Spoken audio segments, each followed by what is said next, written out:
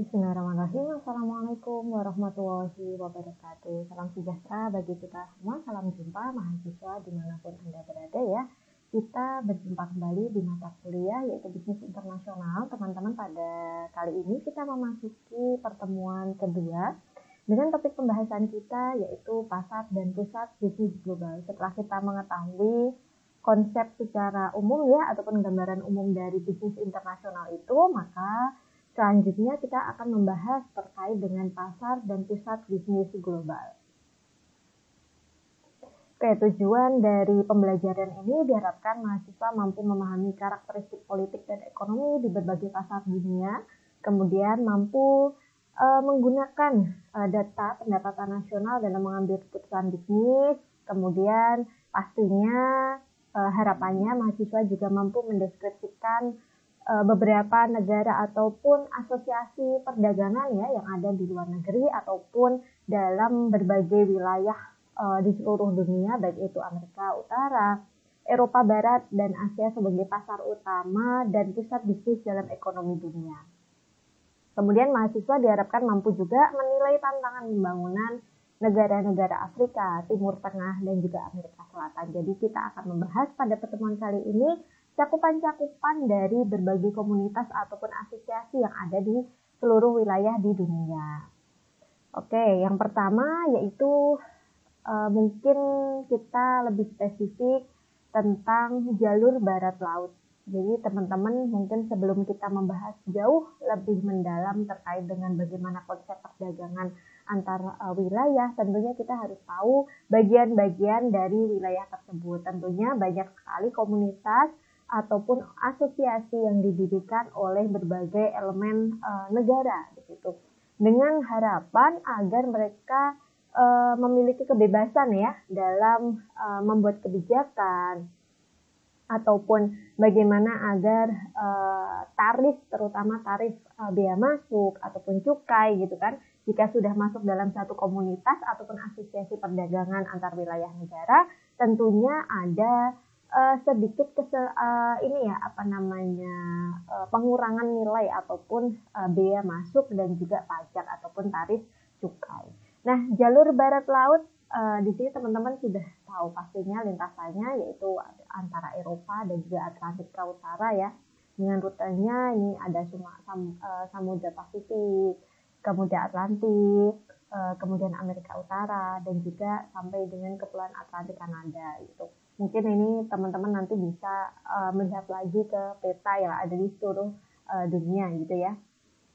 Nah, kemudian jika kita ketahui bahwasanya mungkin dunia ini yang memegang peranan dalam perdagangan, yang memegang kendali gitu ya, karena kita patokannya adalah US dollar ataupun sebagai pasar utamanya adalah Amerika ya, maka segala sesuatunya mungkin bersumbu gitu ya, bersumbu pada perekonomian yang ada di Amerika. Tapi mungkin teman-teman jika mengikuti hot news yang saat ini sedang mungkin perekonomian dunia sedang tidak baik-baik saja karena adanya kolaps ataupun penurunan nilai mata uang, yaitu dari dolar yang semakin menurun ataupun perdagangan Amerika yang sedang tidak baik-baik saja, sehingga Trump seperti hanya yang disampaikan mungkin teman-teman mengikuti berita, yaitu yang disampaikan Ibu Menteri Keuangan kita, Ibu Sri Mulyani, bahwasanya setelah perubahan ataupun pergantian presiden yaitu Trump sekarang memberlakukan mungkin sistem perekonomian yang tidak masuk akal gitu ya, yang tidak sesuai, mungkin teman-teman juga membaca beritanya, yang tidak sesuai dengan ilmu ekonomi gitu ibaratnya, karena itu termasuk sistem perekonomian yang dicampur adukan dengan politik gitu. Ibaratnya adalah Amerika, karena Amerika sekarang lagi mengalami krisis juga gitu ya, dan tidak mau kalah tentunya dengan perdagangan China. Jadi ada perang dagang gitu ya antara Amerika dan juga China, bagaimana agar bisa mempertahankan kekuasaan gitu, kekuasaan dalam perdagangan, sehingga Trump memberlakukan mungkin sistem perdagangan yang tidak masuk akal, yaitu ada tarif ataupun mungkin dari segi mata uang juga tidak masuk akal gitu, sehingga banyak ini para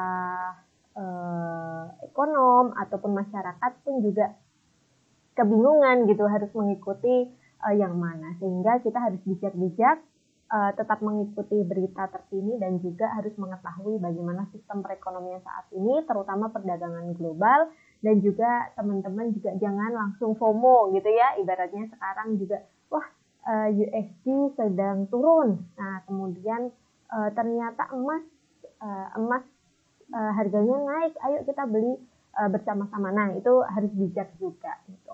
Nah kembali lagi ya teman-teman, jadi bagaimana Amerika itu bisa mempertahankan mata uang ataupun sebagai penguasa perdagangan gitu ya.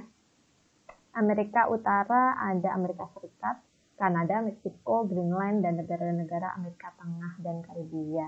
Nah, penduduknya juga sangat besar, menghasilkan hampir 26% ya dari hasil dunia.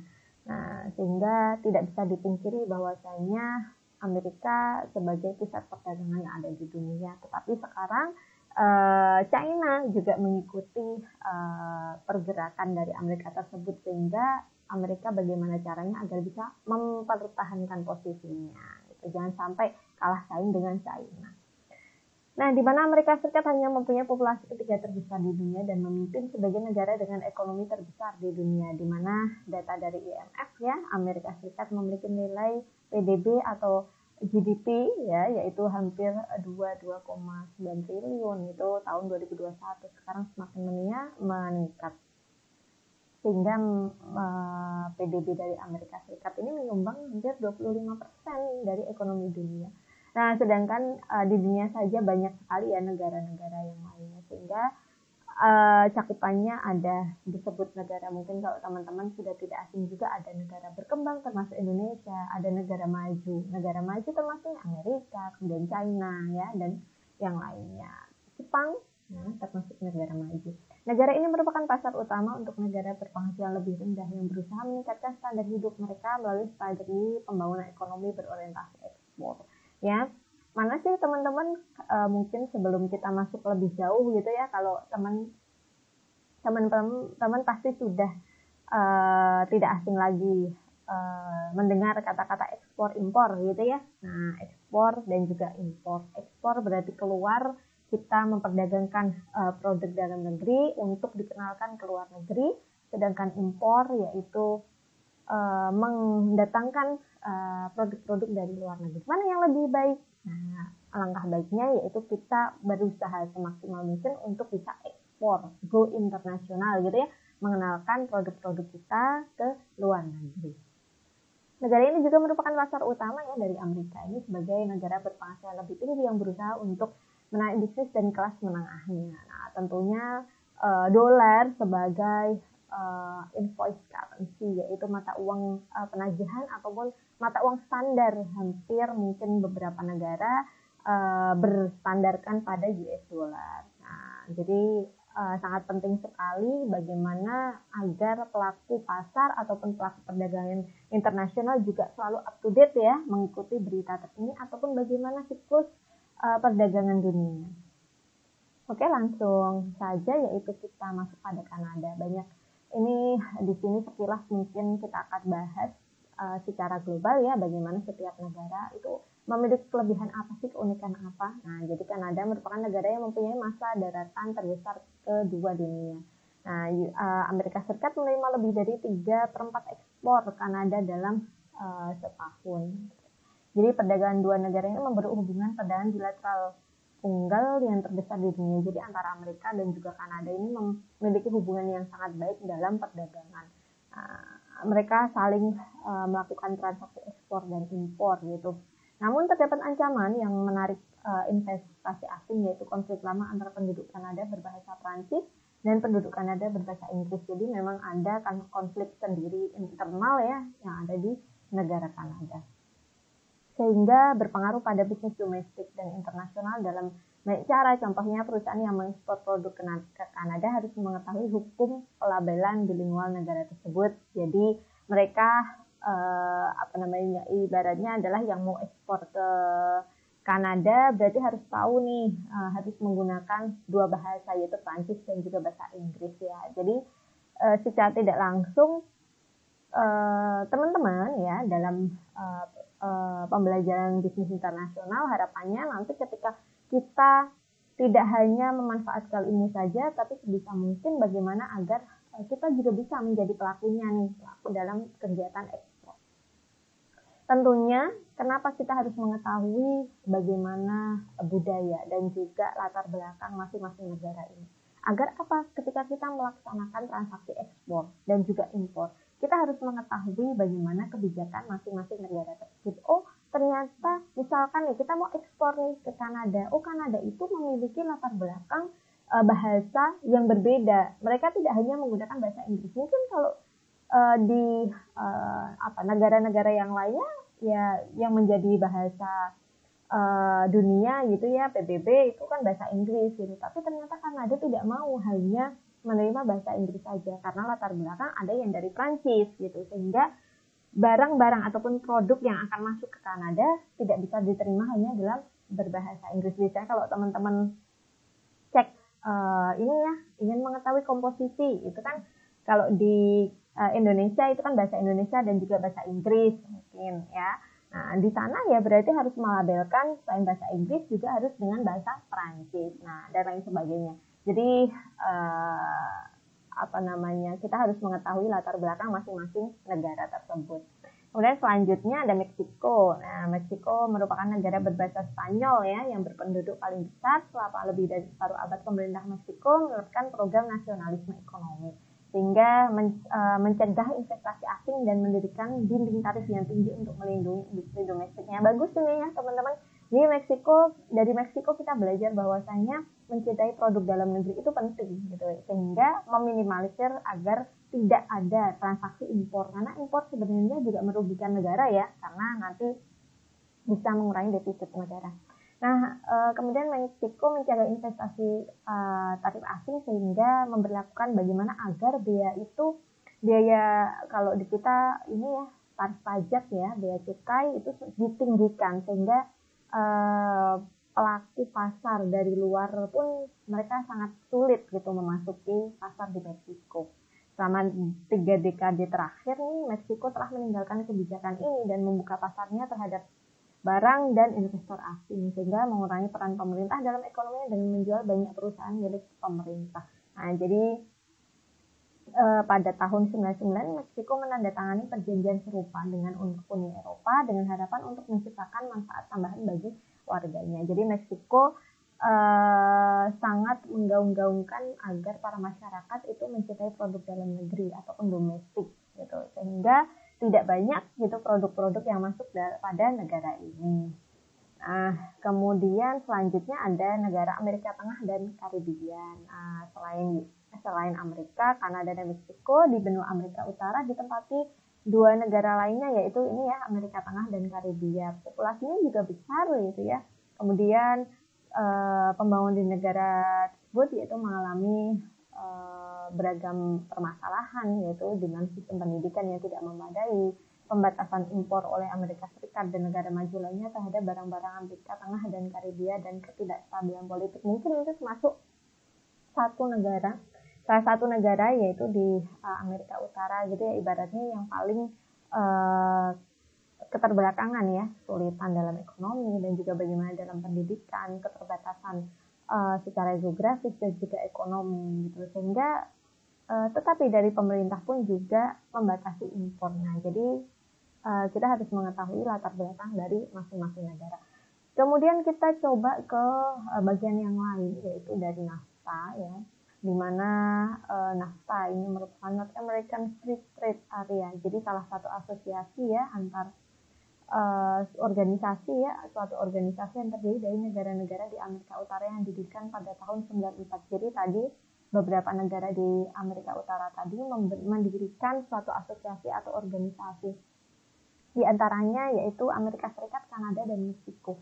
Karena tadi dari Karibia tadi Amerika Selatan ya, tadi memiliki keterbatasan karena mereka tidak mengikuti organisasi Amerika Tengah ya, karena mereka tidak mengikuti organisasi yang ada di Amerika Utara ini. Nah, sedangkan Amerika Serikat, Kanada, dan Meksiko, ketiga negara ini menjalin perjanjian ataupun membentuk satu organisasi agar mempermudah dalam kebijakan perdagangan antar negara. Nah, yaitu yang disebut dengan NAFTA. Nah, yaitu yang menyatakan bahwasanya NAFTA itu sebagai organisasi yang mengkoordinasikan kegiatan ekonomi, termasuk hubungan niaga, komunikasi, kegiatan kebudayaan, kewarganegaraan, paspor dan visa, kegiatan sosial dan kegiatan kesehatan. Jadi markasnya ini di Washington DC, Ottawa, dan Mexico City. Jadi ketiganya ini saling menjalin kerjasama dalam berbagai hal ya, banyak sekali, yaitu mencakup 3 hal: perjanjian perdagangan bebas, kemudian kerjasama lingkungan, dan kerjasama buruh. Nah, jadi ini bagaimana agar masing-masing negara itu memiliki kebebasan, ya, tapi juga diatur dalam organisasi NAFTA ini, sehingga mereka saling memberikan manfaat, kemudian bisa memberikan bisa menghasilkan benefit dan juga profit bagi negara masing-masing. Kemudian pasar Eropa Barat, setelah kita tahu tentang bagaimana lingkup di Amerika tadi, Amerika Utara, sekarang masuk pada Eropa Barat. Nah, merupakan negara terkaya ya di dunia, bernaris bisnis perhatian bisnis yang ingin memasarkan produk mereka pada konsumen makmur di daerah tersebut. Banyak sekali, yaitu ada 27 negara yang mendorong kemakmuran Eropa ini, ya, di mana GDP-nya 2020 sebesar 15,28 triliun. Nah, para anggota Eropa Barat ini adalah negara demokrasi parlementer yang berorientasi pada pasar bebas, ya, mata uangnya dengan mata uang euro. Ya, kalau tadi di Amerika tentunya dengan US dollar, kemudian di Eropa dengan euro ya. Peran dari pemerintah telah memainkan peran yang sangat penting tentunya dalam ekonomi. Banyak anggota dari Eropa Barat ini merupakan dari Uni Soviet. Setelah bubar, maka runtuh sistem perdagangan tersebut sudah tidak berfungsi lagi gitu. Nah, maka mereka merubah dari sistem komunis menjadi yang terdesentralisasi dan menerapkan reformasi politik institusional yang diperlukan, yang difasilitasi dalam gabungan yaitu Eropa Barat. Nah, jadi bagaimana kemudian negara ini, yaitu beberapa negara yang ada di Eropa Barat ya, berpendapatan tinggi ya, banyak sekali, yaitu diantaranya Islandia, Norwegia, dan juga Swiss. Nah, ekonomi dari negara Balkan seperti Bosnia dan Serbia diklarifikasikan sebagai berpendapatan menengah oleh Bank Dunia. Kemajuan ekonomi mereka pasca Perang Dingin diperlambat oleh kekacauan yang meliputi bubarnya Yugoslavia. Konflik-konflik mengakibatkan para investor dan mengurungkan niatnya untuk berinvestasi. Karena banyaknya negara-negara yang ada di Eropa Barat ini, jadi mereka membentuk ini ya, mungkin banyak sekali, tetapi hanya beberapa negara yang mungkin kita kenal ataupun yang terkenal dengan negara majunya ya, gitu. Diantaranya satu Jerman. Nah, dari perspektif ekonomi ini Jerman termasuk himpunan Eropa Barat tadi ya, yang paling penting ya, dengan GDP 2011 saja 3,6 triliun. Negara ini memiliki ekonomi terbesar keempat di dunia. Jerman merupakan pemain utama dalam bisnis internasional. Negara ini juga menjadi eksportir barang terbesar ketiga dunia oleh karena kekuatan ekonomi Jerman dan kebijakan anti-inflasi pemerintahnya sangat ketat. Nah, kemudian negara yang lain yang ada di Eropa yaitu Prancis ya, yaitu telah menjadi pendukung utama untuk mendorong kebijakan pertahanan ya. Kemudian Inggris telah melawan banyak inisiatif untuk memperluas kekuasaan ya, di mana memberikan kekuatan penyeimbang yang penting ya terhadap kecenderungan proteksionis. Prancis dan Inggris merupakan pusat keuangan internasional utama. Jadi di Eropa mungkin kita bisa mengenal tadi Jerman, kemudian Prancis, mungkin negara-negara yang lainnya gitu ya, Inggris gitu. Dan sekarang masuk pada Eropa Timur dan Asia Tengah ya, di mana banyak ya dari mereka, yaitu yang sudah melakukan transaksi perdagangan yang sangat rumit, banyak sekali yang berhasil gitu ya. Kemudian transformasi ekonomi Rusia dan banyak negara yang lainnya menuju sistem pasar bebas ya, bahwasanya di bawah pemerintahan mungkin di Uni Soviet, kalau dulu di Uni Soviet banyak yang merasa yaitu mendapatkan manfaatnya, tetapi juga banyak dari beberapa negara karena tidak bisa mengikuti ritme ya, ibaratnya ada kebijakan yang bisa memberikan manfaat bagi negara, tetapi ada juga gitu yang malah menimbulkan perpecahan ataupun menimbulkan ketidakmajuan ataupun defisit ya, pengurangan pada kekayaan negara dan lain sebagainya.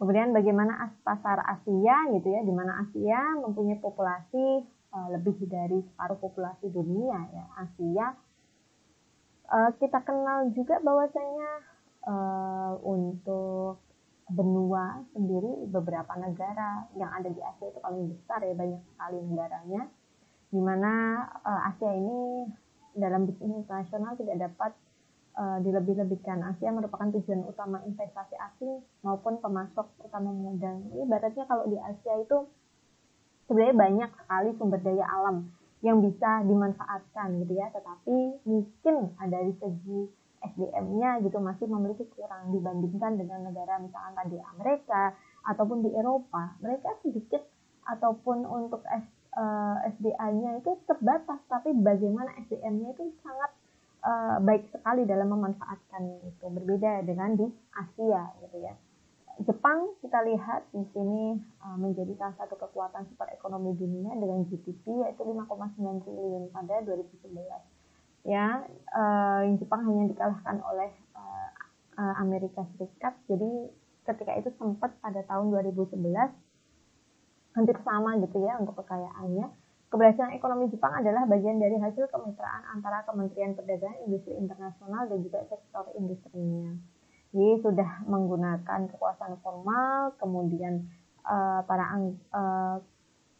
banyak perusahaan-perusahaan yang ada di internal Jepang, mereka juga semakin membaik gitu ya. Dari segi ekonomi dan juga politiknya stabil sehingga bisa menghasilkan GDP yang lebih baik. Kemudian di Australia dan Selandia Baru, yaitu merupakan kekuatan ekonomi tradisional lainnya di Asia Pasifik ya. Ya, meskipun mereka mempunyai warisan budaya yang sama, tetapi terdapat perbedaan yang signifikan nih antara Australia dan juga Selandia Baru. Ya, Australia kaya dengan SDM, tetapi mempunyai tenaga kerja yang relatif kecil karena Australia kan ini ya penduduknya kecil ya teman-teman, tapi sebenarnya sumber dayanya berlimpah gitu. Nah, akibatnya ekspor perdagangannya yang pada tahun 2011 banyak sekali. Jadi sumber daya alam karena populasi penduduknya itu sedikit, tetapi bisa memanfaatkan sumber daya alam yang ada, hanya sampai melimpah ruah ya, ibaratnya penduduk yang ada di negara tersebut sudah bisa memenuhi kebutuhannya. Sampai-sampai SDA yang ada itu harus diekspor ke beberapa negara yang memerlukan gitu ya. Nah, kemudian Selandia Baru gitu ya, mereka menjalin kerjasama gitu, mendapatkan reputasi internasional negara yang terdepan, dan karena adanya ini ya kerjasama dengan Australia ini, jadi mereka saling memiliki ikatan gitu ya, saling bisa memberikan manfaat gitu. Australia yang terkenal dengan penduduknya yang relatif kecil, tetapi bisa memanfaatkan sumber daya yang ada, sumber daya alam yang ada, sampai hampir 20% ya di tahun 2011 ini bisa mengekspor gitu hasil dari yang ada di negaranya. Kemudian selanjutnya masuk pada negara Korea Selatan, teman-teman. Nah, teman-teman mungkin sudah tidak asing lagi ya. Di Korea Selatan terkenal dengan apa? Nah, banyak sekali. Nah, Korea Selatan lahir dari Perang Dingin yang membuat semenanjung Korea menjadi Korea Utara dan yang komunis, dan Korea Selatan yang kapitalis. Korea Selatan ini telah menjadi salah satu perekonomian yang paling cepat di dunia. Ekspor barangnya menyumbang hampir 50% nih dari GDP-nya di tahun 2011. Nah, sekarang sudah semakin bertambah lagi. Korea ini mengandalkan kerjasama ketat antara pemerintah dan 30 lebih konglomerat besar milik pribadi yang mendominasi ekonomi Korea. Yang terpenting dari industri besar yang dijalankan dikenal oleh pemilik ataupun satu keluarga yang disebut dengan chaebol seperti Samsung, Hyundai, Daewoo Group, LG. Nah, di mana Korea mencoba mengikuti jalur ekonomi yang dibentuk oleh Jepang. Jadi mungkin budayanya gitu ya hampir sama Korea dan juga Jepang dalam Korea Selatan ini semakin meningkat sekarang perekonomiannya, terutama karena dunia perfilman, drama gitu ya, yang bisa hampir beberapa negara yang lainnya tuh menikmati gitu dalam dunia perfilman, sehingga para aktris dan juga aktor di Korea Selatan tuh juga semakin banyak. Dunia entertain dari Korea Selatan itu bisa menyumbang begitu banyak persentase dalam ekonomi di negara tersebut gitu. Nah, jadi itu merupakan suatu keunikan ya dari masing-masing negara. Oh, jika kita sebut misalkan Korea Selatan yang terkenal apa? Nah, misalkan dramanya. Kemudian China apa? Dari produk-produk yang murah, nah tapi berkualitas misalkan. Ataupun mungkin kita mengenal Jerman, itu terkenalnya dari apa? Jadi itu merupakan suatu keunikan dari masing-masing negara, sehingga itulah yang juga menjadi kunci utama agar negara tersebut bisa melakukan transaksi ekspor ke negara yang lain ataupun bisnis skala global gitu. Selanjutnya yaitu teman-teman masuk pada negara Singapura. Singapura ini mengalami kekurangan tenaga kerja karena hampir mungkin penduduknya hampir sama seperti yang Australia tadi ya, kecil tetapi sumber SDA-nya banyak gitu. Total ekspornya itu sampai 410 miliar ya, atau 171% dari GDP negara tersebut. Perusahaan Singapura memanfaatkan fasilitas pelabuhan mereka yang unggul untuk mengimpor barang asing dan kemudian mengekspornya kembali ke negara lain. Jadi sebagai titik tengah ya, ibaratnya sebagai mediator antar negara, sehingga merupakan tempat yang sangat strategis nih di negara Singapura untuk transaksi perdagangan. Kemudian masuk pada negara China. Negara China merupakan negara dengan jumlah berpenduduk terbesar ya di dunia. Walaupun besar, tetapi mereka bisa memanfaatkan sumber daya yang baik ya, di mana merupakan termasuk lompatan besar ya, di mana industri semakin maju, pertumbuhan semakin padat, pabrik-pabriknya dari manufaktur ya, kemudian pemerintah mengadopsi kebijakan pasar bebas yang terbatas, pertanian dikembalikan ke sektor swasta, dan pengusaha diperbolehkan memulai bisnis kecil. Jadi banyak sekali kebijakan internal gitu yang bisa dimanfaatkan oleh masyarakat setempat dan juga perusahaan-perusahaan swasta. Sehingga sekarang mungkin walaupun masih jumlah penduduknya besar, tapi dalam sistem perekonomian pun juga semakin berkembang, hampir bisa menyaingi dari Amerika. Sehingga yang menjadi musuh utama sekarang di Amerika itu dengan perdagangan China ya, perdagangan China. Nah, kemudian masuk India, merupakan salah satu negara termiskin ya, dengan GDP per kapita hanya 1,4 ya. Birokrasinya mungkin rumit gitu ya.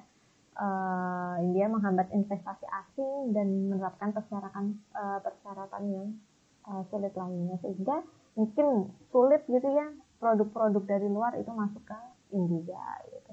Nah, korupsi tersebar secara luas, infrastruktur negara kelebihan beban, kurangnya kejelasan dalam kebijakan pemerintah, mungkin dari SDM ya internal di India itu, sehingga bisa mempersulit dalam perdagangan lintas negara itu.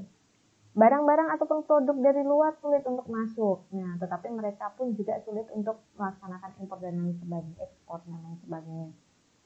Dan kita masuk pada negara Asia Tenggara. Asia merupakan rumah bagi sejumlah negara yang mempunyai catatan pembangunan ekonomi yang menjanjikan, khususnya adalah Thailand, Malaysia, dan juga Indonesia. Negara dengan biaya tenaga kerja rendah telah menjadi penerima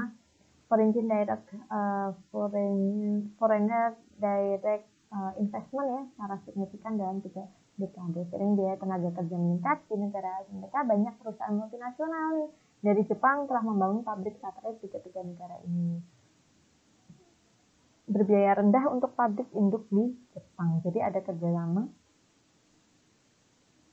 antar negara Jepang dan juga negara Asia Tenggara ini untuk menjadi pabrik yang karena mungkin biaya tenaga kerjanya murah ya, sehingga bisa dimanfaatkan untuk menghasilkan ibaratnya adalah mungkin ini barang-barang untuk bahan baku gitu ya, bahan bakunya kemudian nanti dikembalikan ke Jepang, kemudian misalkan dibuat mobil ya, membuat kendaraan ataupun otomotif yang lainnya. Pasar Afrika ya dikolonisasi pada akhir abad ke-9 ya, merupakan termasuk kekuatan dari pasar Eropa juga gitu, di mana ledakan komoditas ini semakin meningkat di Afrika. Nah, yang dipicu oleh pertumbuhan ekonomi Cina dan kebutuhan akan rumah ratusan juta orang Cina pedesaan yang telah bermigrasi untuk bekerja di kota-kota pantai Cina. Nah, jadi mendorong ekonomi banyak di negara Afrika ini. Nah, sektor pertanian merupakan salah satu sektor yang penting juga di Afrika. Nah, sehingga PBB ya menerapkan sanksi perdagangan terhadap negara tersebut karena kebijakan apartheid ya, yang menuntut pemisahan orang berkulit hitam dan orang berkulit putih dan orang Asia. Akibat dari tekan tersebut, pemerintah memperluas pemberian hak suara kepada seluruh warganya. Jadi sempat ada konflik ya di pasar Afrika. Nah, jadi karena tadi mungkin budaya juga ya teman-teman, perbedaan ada kulit putih atau ras gitu ya. Tapi kan kalau di Indonesia kita bersyukur bahwasanya kemajemukan ataupun banyaknya suku, ras dan juga budaya yang ada di Indonesia itu tidak menjadikan kemudian Indonesia berpaku ataupun hanya memihak pada salah satu suku ataupun rasnya. Justru kemajemukan itu termasuk keunikan gitu ya di Indonesia. Makanya kita bersyukur juga di Indonesia. Selanjutnya pasar Timur Tengah ya, di mana daerahnya disebut sebagai tempat lahirnya peradaban karena pertanian kota, pemerintahan, hukum dan alfabet pertama di dunia lahir ya. Timur Tengah banyak sekali mungkin negara karena penghasil tambang, emas gitu ya. Nah, jadi mereka juga di Afrika juga gitu, tapi sekalinya kaya ya mereka kaya, negara kaya gitu ya. Nah, Timur Tengah mempunyai sejarah konflik dan pergolakan politiknya, protes terhadap kurangnya demokrasi, kesempatan pekerjaan yang buruk, dan tingginya ketidaksetaraan tingkat pendapatan menyebabkan pengunduran diri penguasa yang telah berkuasa dalam waktu lama di Mesir dan Tunisia, dan perang saudara nih di Libya, Suriah gitu ya. Dubai merupakan salah satu dari 7 Uni Emirat Arab yang menawarkan kepada investor asing semua keunggulan dari zona perdagangan asing, infrastruktur yang unggul. Jadi banyak sekali negara-negara yang ada di antara di berbagai benua gitu ya, yang memberikan keuntungan, benefit dan juga profit gitu untuk perdagangan secara global. Kemudian di pasar Amerika Selatan yang terakhir teman-teman, di mana di negara ini mempunyai sejarah politik, permasalahan ekonomi dan sosial yang sama. Bisnis internasional di Amerika Selatan dipengaruhi oleh geografis fisiknya. Pegunungan Andes membuatnya sulit untuk mengangkut barang antara negara-negara di Kalimantan. Jadi kadang-kadang letak geografis ataupun ini ya pemukiman ataupun lokasi itu kadang-kadang menjadi permasalahan teman-teman. Bagaimana dalam transaksi bisnis internasional itu tidak bisa dijalankan. Nah, berbeda misalkan tadi, jadi letak geografis juga mempengaruhi ya teman-teman. Makanya kenapa kita perlu membahas terlebih dahulu tentang bagaimana geografis dan juga pasar yang ada di skala bisnis internasional ini. Misalkan tadi yang sudah kita bahas yaitu negara Singapura ya.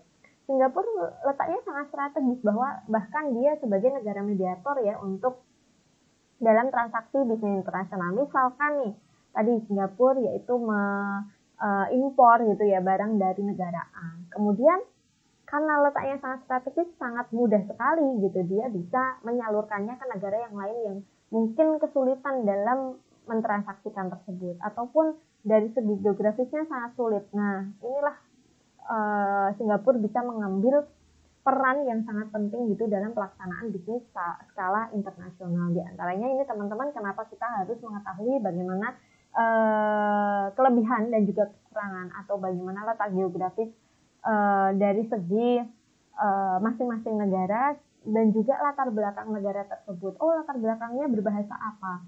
Maka kita bisa kemudian ketika kita mengekspor barang ke negara tersebut, apa yang harus kita perhatikan? Bagaimana bahasanya? Kemudian bagaimana kebijakannya? Apakah mereka bisa menerima barang dari luar? Ataukah biaya tarifnya ataupun cukai masuknya apakah tinggi ataupun rendah? Jika memang kebijakan dari negara tersebut sangat-sangat membatasi impor, tentunya pasti biaya masuknya pun juga sangat tinggi dan juga sulit untuk bisa masuk ke negara tersebut dan lain sebagainya. Ini teman-teman mungkin yang bisa kita bahas pada pertemuan kali ini, yaitu sesi kedua. Harapannya teman-teman setelah mengetahui bagaimana latar belakang dari pasar dan juga pusat bisnis global antar negara ataupun antar benua yang ada, sehingga kita bisa memahami bersama bahwasanya pelaksanaan bisnis internasional ataupun pasar global itu cakupannya sangat besar, sehingga kita harus memahami mendalam. Terima kasih atas atensi dari teman-teman sekalian. Sampai jumpa di pertemuan berikutnya. Dari saya cukup sekian. Wassalamualaikum warahmatullahi wabarakatuh.